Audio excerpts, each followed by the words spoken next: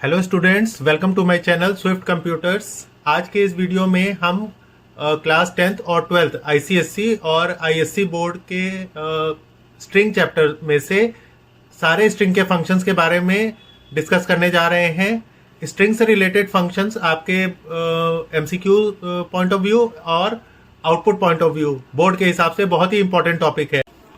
तो students start करते हैं। स्ट्रिंग से रिलेटेड जो बने बनाए फंक्शंस होते हैं उस पर वर्क कैसे किया जाता है। जैसे आपके स्क्रीन पे एक प्रोग्राम लिखा हुआ है जिसमें हमने एक स्ट्रिंग को इनिशियलाइज किया हुआ है एस से इक्वल्स टू कंप्यूटर। अभी जो एस के अंदर जो स्ट्रिंग है वो अपर केस में है, हम चाहते हैं ये लोअर केस में कन्वर्ट हो जाए। उसके लिए बना बनाया फंक्शन क्या होता है, S equals to S dot to lower case. To lower case function क्या करता है, जो भी स्ट्रिंग एस के अंदर स्टोर होगी उसको वो लोअर केस यानी स्मॉल में कन्वर्ट कर देगा, स्मॉल लेटर्स में। अब अगर हम system dot out dot print S करें तो ये कंप्यूटर प्रिंट करेगा लेकिन लोअर केस में यानी स्मॉल लेटर्स में। तो इसको रन करके देखते हैं। नो सिंटेक्स एरर, इसको क्लोज किया। ये देखो अब कंप्यूटर किस में आ रहा है, हमने स्टोर किया था कैपिटल लेटर में लेकिन इसका आउटपुट आ रहा है स्मॉल लेटर्स में। ठीक है, तो टू लोअर केस फंक्शन क्या करता है, किसी भी स्ट्रिंग को लोअर केस में कन्वर्ट कर देता है। अब सपोज करो हमने स्ट्रिंग जो है स्मॉल में एंटर कराई होती, हमने कहा इसको कैपिटल लेटर में करना है तो S equal to S dot to upper case.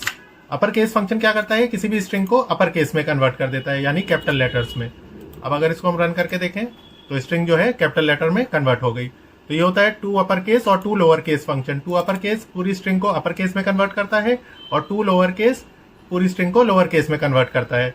ठीक है, अब जैसे एक स्ट्रिंग है उसमें है कंप्यूटर, हमने एक कैर टाइप का वेरिएबल लिया C H equals to S dot char at two. और अगर हम यहाँ पे सी एच को प्रिंट करें देखो कैरेट का मतलब होता है character at two position. S एक स्ट्रिंग है जिसमें स्ट्रिंग स्टोर्ड है कंप्यूटर। कंप्यूटर वर्ड की कैरेक्टर एट सेकेंड पोजीशन में जो भी कैरेक्टर होगा वो सी एच के अंदर जाके स्टोर हो जाएगा। और हमने सी एच को प्रिंट किया। आप देखते हैं कंप्यूटर स्ट्रिंग की सेकेंड कैरेक्टर क्या है। 0 पोजीशन पे पड़ा है सी, 1 पोजीशन पे पड़ा है ओ और 2 पोजीशन पे पड़ा हुआ है क्या, एम। तो सी एच के अंदर क्या स्टोर हो गया होगा, एम। तो अगर हम इसको अब रन करके देखें तो आउटपुट क्या आ रहा है, एम, क्योंकि कंप्यूटर की कैरेक्टर एट सेकेंड पोजीशन पे क्या पड़ा हुआ है, एम। तो इसने एम को डिस्प्ले किया। तो अगर हम पूछें कि कैरेट फंक्शन का रिटर्न टाइप क्या है, रिटर्न टाइप मतलब उसका आंसर किस टाइप का आ रहा है, कैरेक्टर टाइप का। ठीक है, तो ये होता है कैरेट फंक्शन जो character at particular position display करता है।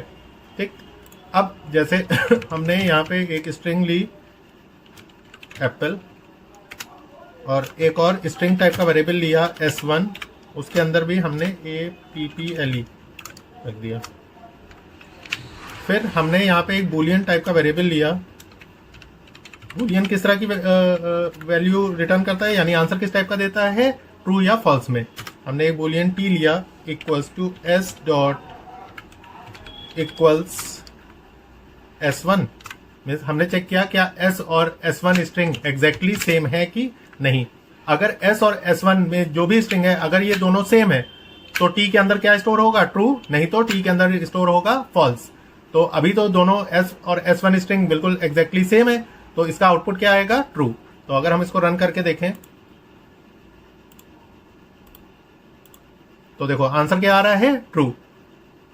और अगर हम थोड़ा सा भी डिफरेंट कर दें, यहाँ पे एप्पल का पी जो है हमने कैपिटल कर दिया। अब क्योंकि ये एग्जैक्टली सेम नहीं है तो ये आउटपुट देगा फॉल्स। तो आंसर फॉल्स आ रहा है। तो इक्वल्स फंक्शन क्या करता है, एग्जैक्ट इक्वालिटी चेक करता है कि वेदर दो स्ट्रिंग एग्जैक्टली सेम है कि नहीं, और ये रिटर्न करता है ट्रू अगर दोनों स्ट्रिंग सेम होती है, नहीं तो रिटर्न करता है फॉल्स। ठीक, अच्छा ये तो था इक्वल्स फंक्शन। एक होता है S dot equals ignore case function. Equals ignore case function क्या करता है, एस और S1 में इक्वालिटी चेक करेगा लेकिन केस को इग्नोर करके। केस इग्नोर मतलब ये अपर केस और लोअर केस नहीं देखेगा। अगर दोनों स्ट्रिंग में सेम वर्ड लिखा हुआ है तो ये आंसर देगा ट्रू। ठीक है, तो अगर हम इसको रन करके देखें तो अब आंसर इसमें क्या आएगा? ट्रू, क्योंकि ये इक्वालिटी केस को इग्नोर करके इक्वालिटी चेक कर रहा है। तो आंसर क्या आ रहा है? ट्रू। ठीक है, तो ये होता है इक्वल्स इग्नोर केस फंक्शन। ठीक है,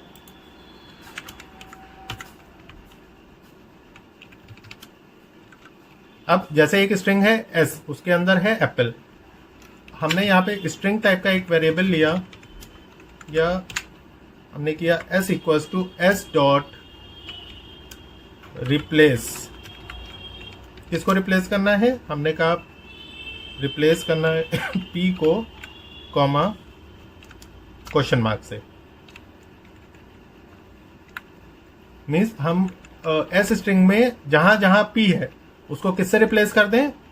क्वेश्चन मार्क से, और एस के अंदर ही स्टोर कर दें। अब अगर हम इसको रन करें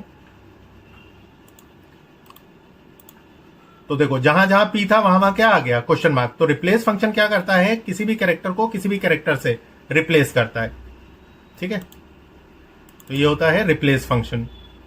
ठीक, अच्छा, अब जैसे हमने यहां लिखा apple is a healthy fruit. ठीक, अब हमने यहां पे बुलियन टाइप का वेरिएबल लिया T equals to S dot starts with.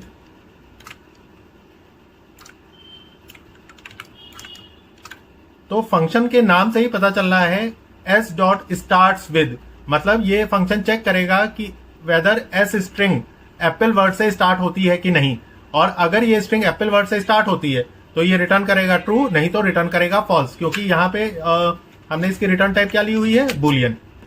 ठीक है, बुलियन ट्रू या फॉल्स में ही आंसर देता है। तो अगर हम यहाँ पे अब टी प्रिंट करें तो फिलहाल ये आंसर क्या देगा? ट्रू, क्योंकि एस स्ट्रिंग एप्पल वर्ड से स्टार्ट होती है।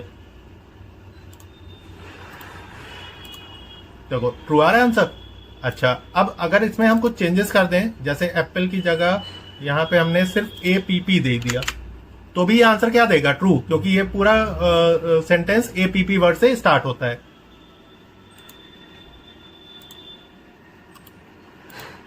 तो आंसर भी अभी भी ट्रू आ रहा है। लेकिन अगर यहां पे हम कर दें स्टार्ट विद APX, तो ये आंसर क्या देगा? फॉल्स, क्योंकि जो है एस स्ट्रिंग APX वर्ड से स्टार्ट नहीं होती। ठीक है, तो आंसर क्या आ रहा है? फॉल्स। ठीक, तो स्टार्ट विद फंक्शन चेक करता है कि कोई भी पर्टिकुलर स्ट्रिंग कोई भी पर्टिकुलर कैरेक्टर या स्ट्रिंग से स्टार्ट हो रही है या नहीं। एक होता है स्टार्ट विद फंक्शन, एक होता है एंड्स विद फंक्शन, जो चेक करता है कि कोई भी स्ट्रिंग पर्टिकुलर वर्ड या कैरेक्टर से एंड हो रही है कि नहीं। तो यहां पे अगर हम दे दें फ्रूट तो आंसर क्या आएगा? ट्रू।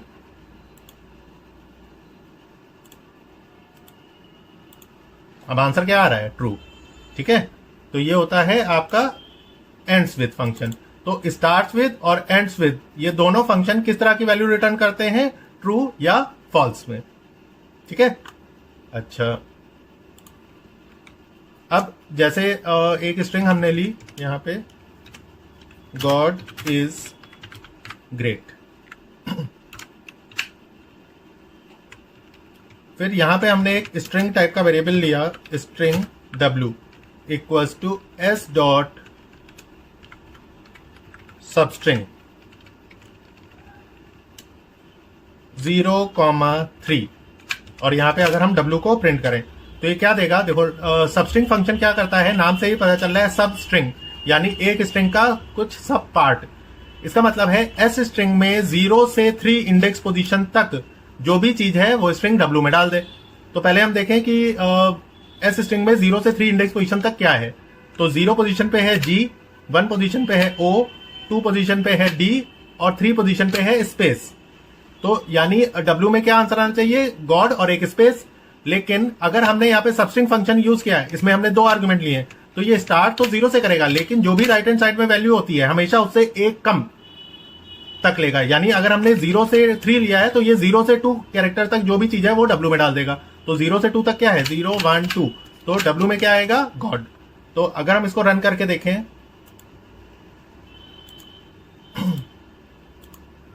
तो देखो 0,3 देने से क्या आ रहा है, गॉड। अच्छा, अब अगर इसमें हम चेंज करें 0,2 दें तो ये कहां से कहां तक लेगा, 0 से 1 तक। ठीक है, तो 0 से 1 तक क्या है, 0 1 यानी GO। अब देखते हैं,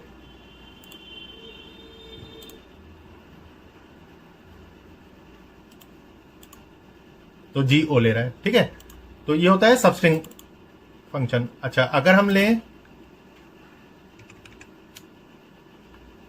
4,6 तो ये कहां से कहां तक लेगा, 4 से 5 तक। तो देखते हैं 4 पोजीशन पे क्या पड़ा है, 0 1 2 3 4 5 6 लेगा नहीं, तो 4 से 6 अगर लेंगे तो आंसर क्या आएगा, इज।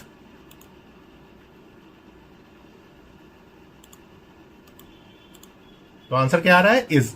ठीक, तो ये होता है सबस्ट्रिंग ऑप्शन। अच्छा, कभी कभी सबस्ट्रिंग में 2 आर्ग्यूमेंट भी होते हैं और कभी कभी हम 1 आर्ग्यूमेंट भी ले सकते हैं। जैसे हमने एक आर्ग्यूमेंट लिया 7, तो अगर सबस्ट्रिंग में 1 आर्ग्यूमेंट है जैसे 7, तो 7 पोजीशन से एंड तक ये सारी चीजें ले लेगा। तो पहले देखते हैं 7 पोजीशन पे क्या है, 0 1 2 3 4 5 6। तो 7 पोजीशन पे क्या पड़ा हुआ है, G। तो G से ऑनवर्ड्स 7 तक सब ले लेगा, यानी आंसर क्या आएगा, ग्रेट।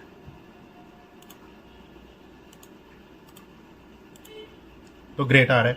ठीक है, तो अगर सबस्ट्रिंग में 2 आर्ग्यूमेंट होते हैं तो ये पहले आर्ग्यूमेंट से दूसरे आर्ग्यूमेंट में 1 कम लेता है। लेकिन अगर सबस्ट्रिंग में 1 आर्ग्यूमेंट होता है तो उस आर्ग्यूमेंट को लेते हुए ऑनवर्ड्स एंड तक सब कुछ ले लेगा। तो ये होता है सबस्ट्रिंग फंक्शन, जो कि बहुत इंपॉर्टेंट फंक्शन है आपका स्ट्रिंग का। ठीक है, अब जैसे हमने एक स्ट्रिंग ली ORANGE, ऑरेंज। ठीक है, अब यहां पे हमने एक INT टाइप का वेरिएबल लिया, L equals to S dot length. अब अगर यहां पे हम L को प्रिंट करें तो ये S स्ट्रिंग में जो भी वर्ड है उसकी लेंथ L के अंदर स्टोर कर देगा। तो इसके अंदर है ऑरेंज, ऑरेंज की लेंथ कितनी है, 6। तो L में क्या आएगा, 6।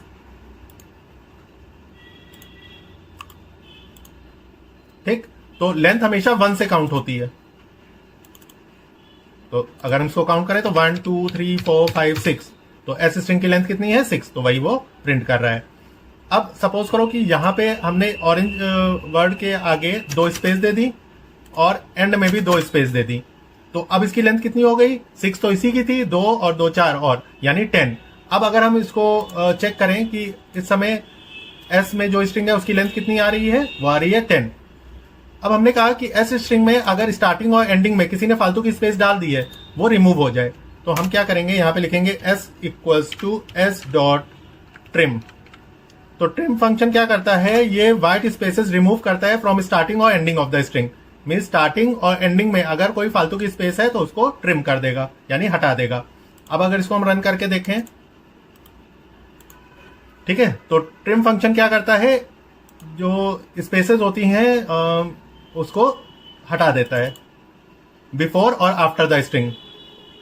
ठीक है, तो ये होता है ट्रिम फंक्शन।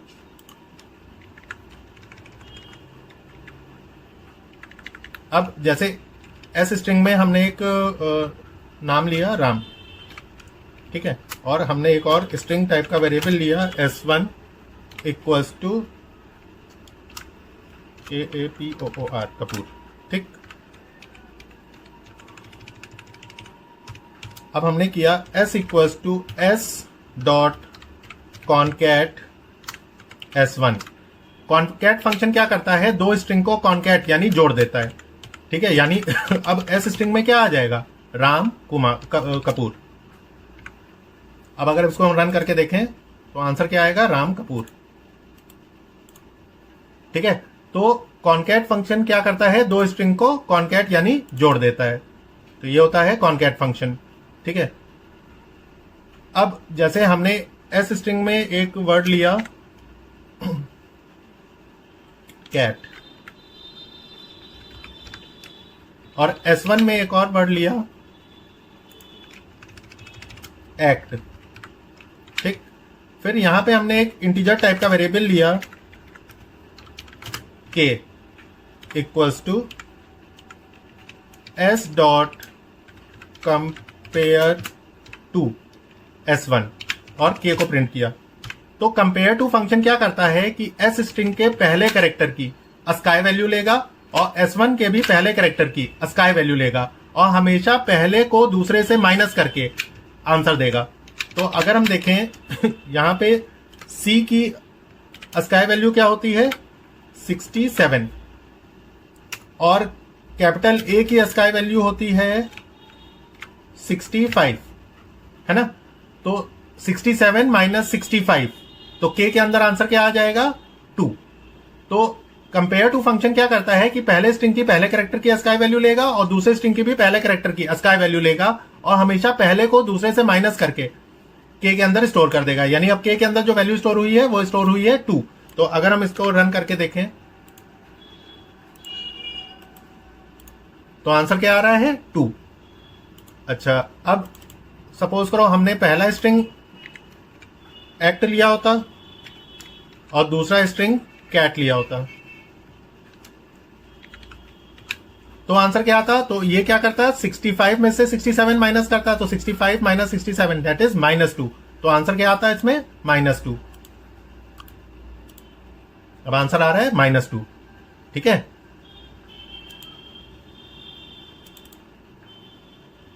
अच्छा, अब अगर सपोज करो पहली स्ट्रिंग होती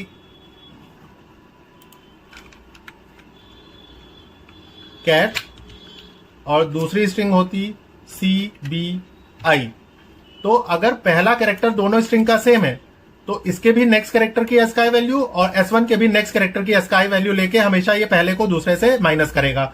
यानी A की अस्काई वैल्यू होती है 65 और B की होती है 66, तो 65 माइनस 66 यानी K के अंदर कौन सी वैल्यू आएगी -1, क्योंकि 65 माइनस 66 इज -1, ठीक है। और अगर दोनों स्ट्रिंग सेम होंगे, यहां पे भी कैट लिखा हुआ है और यहां भी कैट लिखा हुआ है, तो आंसर क्या आएगा 0। यानी अगर दोनों स्ट्रिंग एग्जैक्टली सेम होंगी तो कंपेयर टू फंक्शन रिटर्न करेगा 0, ठीक है। यानी अगर K के अंदर वैल्यू आ रही है 0 तो ये दोनों स्ट्रिंग क्या है एग्जैक्टली सेम है, ठीक है। तो कंपेयर टू फंक्शन क्या करता है डिक्शनरी वाइज चेक करता है कि वेदर पहली स्ट्रिंग दूसरे स्ट्रिंग से बड़ी है डिक्शनरी वाइज या छोटी है या बराबर है, ठीक है। और इसी प्रोसेस को लेक्सिकोग्राफिकली भी कहते हैं। लेक्सिकोग्राफिकली मतलब डिक्शनरी वाइज चेक करना कि दो स्ट्रिंग में रिलेशनशिप क्या है, कि पहली स्ट्रिंग बड़ी है कि दूसरी स्ट्रिंग बड़ी है या दोनों इक्वल है। ये काम होता है कंपेयर टू फंक्शन का, ठीक है। अब इसमें नेक्स्ट होता है आपका index of function. Index of function क्या करता है एस स्ट्रिंग में एक पर्टिकुलर कैरेक्टर की इंडेक्स पोजीशन क्या है उसको देख के एक इंटीजर टाइप के वेरिएबल के अंदर स्टोर करता है। जैसे एस स्ट्रिंग में है कैटल, कैटल में ए की इंडेक्स पोजीशन क्या है, तो सी 0 पोजीशन पे है, ए जो है फर्स्ट इंडेक्स पोजीशन पे है, तो के के अंदर क्या स्टोर होगा 1। तो अगर हम एसओपी के करेंगे तो आंसर क्या देगा 1, क्योंकि एस स्ट्रिंग में ए जो है 1 इंडेक्स पोजीशन पे है। अब इसको अगर रन करके देखें तो ये आंसर क्या दे रहा है 1, ठीक है। तो किसी भी पर्टिकुलर कैरेक्टर की इंडेक्स पोजीशन बताएगा। अब सपोज करो यहां पे हमने 1 की जगह ए की जगह दिया टी, तो एस स्ट्रिंग में टी कौन सी इंडेक्स पोजीशन पे है। अब इसमें तो टी 2 है, एक 2 इंडेक्स पोजीशन पे है और एक है 3 इंडेक्स पोजीशन पे। तो इंडेक्स ऑफ फंक्शन हमेशा फर्स्ट अक्रेंस देखता है, यानी टी की फर्स्ट अक्रेंस कौन सी पोजीशन पे है 2 पोजीशन पे, तो ये आंसर देगा 2, ठीक है। भले ही इसमें बहुत सारे टी हो, ये आंसर जो है सिर्फ फर्स्ट अक्रेंस ऑफ टी की इंडेक्स पोजीशन देगा। तो के अंदर क्या आएगा अभी फिलहाल 2। अब अगर इसको रन करके देखें तो आंसर क्या आ रहा है 2। तो इंडेक्स ऑफ हमेशा फर्स्ट अक्रेंस देखता है। अब सपोज करो हमने यहाँ पे कैरेक्टर पास किया z, तो z तो एस स्ट्रिंग में एग्जिस्ट ही नहीं करता। तो अगर हम कोई ऐसा कैरेक्टर पास करते हैं जो उस पर्टिकुलर स्ट्रिंग में एग्जिस्ट नहीं करता, तो अब आंसर क्या आएगा -1।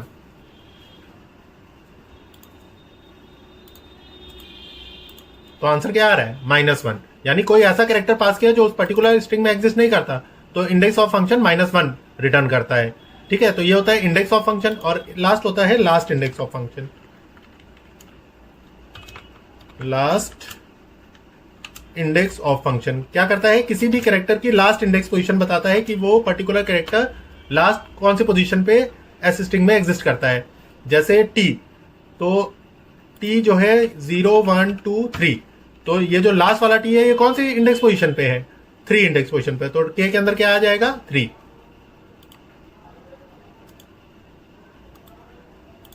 तो आंसर क्या आ रहा है 3। ठीक है, तो ये होता है लास्ट इंडेक्स ऑफ फंक्शन। ठीक है, तो ये सारे फंक्शंस कवर अप करता है ये वीडियो स्ट्रिंग से रिलेटेड। ठीक है, और ये सारे फंक्शन बोर्ड के लिए बहुत ही इंपॉर्टेंट है। होप ये वीडियो आपको पसंद आया होगा। अगर ये वीडियो आपको पसंद आया तो अपने फ्रेंड्स के साथ शेयर करिए, लाइक करिए और चैनल को सब्सक्राइब करिए।